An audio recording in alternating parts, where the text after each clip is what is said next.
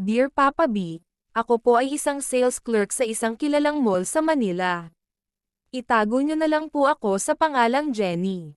Ako po ay 26 years old at may isa na pong anak na 3 taong gulang. Heto po ang kwento ng aking secret love romance. Mayroon po akong best friend na babae noong high school at hanggang sa college ay mag-classmate pa rin kami.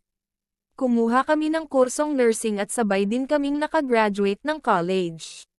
Wala kaming sikreto na inililihim sa isa't isa at wala kaming problema na hindi sinasabi.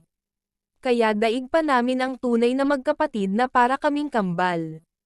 Dahil sa palagi kaming nakikita ng mga tao na magkasama kung minsan na pagkakamalan pang tomboy ang isa sa amin. Pero ang hindi nila alam ay parehas kaming straight na babae na umiibig sa lalaki. Kahit sa trabaho ay hindi kami naghiwalay, parehas kaming